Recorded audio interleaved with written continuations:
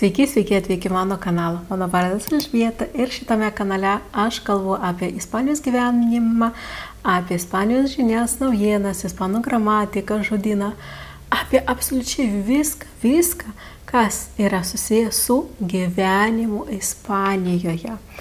Ir šiandien mes pakalbėsime apie tikrai labai svarbią temą, kur atvažiavus kaip turistas, tu ne visada pamatai, o kai pradedi gyventi, tada ir pamatai visai kitokią Ispanijos pusę. Kai pagalvojame apie Ispaniją, saulę, jūrą, paeliją ir laimės kupinus žmonės. Bet šiandien aš jums papasakosiu ir apie visai kitą Ispanijos pusę. Mažiau žinomą, bet labai tikrą Ispanijos pusę. Nes Ispanija dėja ne visada kvepia rožėmis, kartais labai net priešingai. Šiandien aptarsime blogą kvapą kai kuriuose zonose, šilumos sąlygose plintančius tarakonus, su urino, apie urinus kvapą ir kaip žmonės su tuo kovoja. Galbūt jūs, kas jau gyvena Ispanijoje, tikrai norės sužinoti, kaipgi apsisaugoti nuo visų šitų neigiamų dalykų. Turiu būti atvira. Yra dienų, kai einu Ispanijos gatvėmis ir kvapas toks, kad norisi kvėpuoti per marškinius. Tikrai tai tiesa. Ypač karštais mėnesiais. Daugelėje miestų, miestelių vasaros metu šunų šlapimo kvapas tvyro ore. Ant kiekvieno kampo, kur eini, tu užuodi tą kvapą. Šaligatvio plytelės sušyla ir garuoja, o kvapas smogia tiesiai į veidą. Valensijos, pavyzdžiui, savivaldybė jau 2023 metais įvedė baudą 730 eurų už tai, jeigu šeimininkas nenuplauna myžalų su vandeniu ir actu. Bet tai nesustabdo, nes gatvėmis vaikšto šimtais šunų su savo šeimininkais, bet tai nesustabdo, o karštyje tas kvapas sustiprėja dvigubai. Kai kurios gatvės tampa tikrais urinais, ypač senamiestyje arba rajonuose, kurie jau yra pakankamai seniai, kur mažai vėdinimo sistemos ir siauros gatvelės. Ir žinot, kas blogiausia, kad vietiniai, tie, kas turi šunys, jie jau priprato prie to kvapo ir jo visai neužuodžia. Bet žmonės atvažiavę iš švaresnės aplinkos iš karto jaučia tuos visus kvapus. Sekanti problema yra Ispanijos tarakonai. Kas jau čia gyvena, galbūt jau susidurite, kad čia tarakonai ne tokie kaip Lietuvoje. Čia tarakonai yra va tokio dydžio. Ir dar jie gali skraidyti. Taip. Ir tarakonų kiekis per metus padidėjo kažkur 30%, ypač šiltose regionuose. Dėl klimato kaitos jų veisimosi sezonas jau trunka net iki 9 mėnesių. Jie lenda ne tik į senos daugiabučius, kaip jūs galbūt pagalvojate, bet ir į naujos statybos namus, nes jie gali lysti per balkoną, per langus, per vamzdžius. Tai per kriauklę tą skylutę, kuri yra prie sienos, ne? Ta skylutė.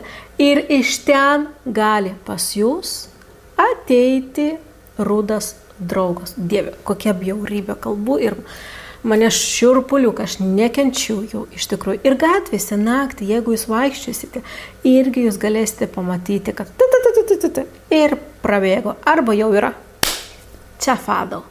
Jau viskas, mirtis tam.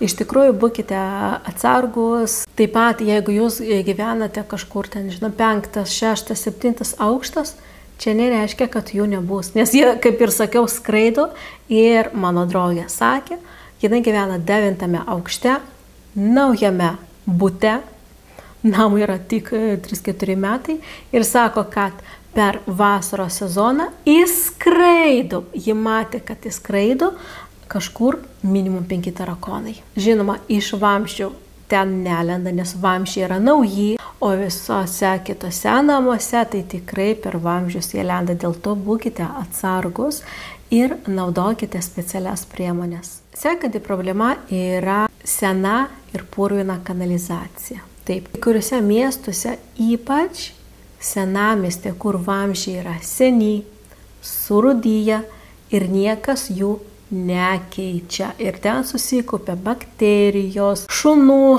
šlapimai, tarakonai ir visas tas miksas, jisai gyvena karšti, o kai karšta viskas garuoja. Ir tikrai ne tik gatvėse tu gali eiti ir jausti myžalų kvapą, bet taip pat ir kanalizacijos kvapą. Aš kai nueinu į Valensijos centrą, aš irgi tai pajaučiu, bet ne visada, tik kartais. O kai, pavyzdžiui, atvažiuoja mano mama, tai jinai iš karto sako, Dieve mano, kaip blogai kvepia, nes Vilniuje mes tokių kvapų neturime, bet čia, Ispanijoje, tikrai tiems, kurie atvažiavo iš švaresnės aplinkos, tikrai iš karto jaučia. Ką daryti ir kaip jums apsisaugoti nuo visko? Apsisaugoti nuo tarakonų, kaip jūs galite? Stenkitės viską uždaryti. Valykite durų sanduras. Nupirkite purškiklį prieš tarakonus. Ir būkite labai atidūs, nes ne visada, kai matote kažkokią tamsią dėmelę naktį, tai tikrai yra dėmė. Būkite apsiginklavę, naudokite ir spąstus, viską. Ispanijoje čia yra labai daug, ko jūs galite naudoti, pirkite, darykite ir saugokitės. Kas turi šunų, tai su savimi visada, prašau, nešiokite vandenį su actu. Ir po kiekvieno šuns reikalo valykite. Aš jau nekalbu, kad reikia surinkti ekskrementus, ne? Ir tai ne visi padaro, tikrai.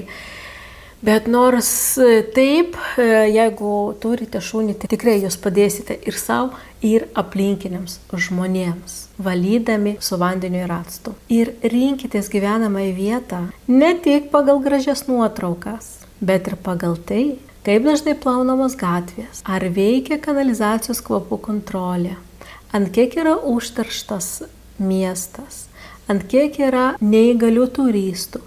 Atkreipkite į viską dėmesį. Ir įsiminkite, gražus fasadas dar nereiškia švaros viduje.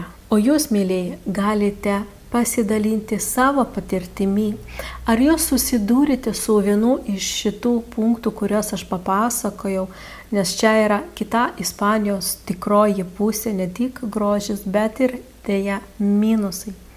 Rašykite komentaruose, prenumeruokite, dalinkite su draugais. Ir greitai susitiksime sekančiame vaizdo įraše. Adios!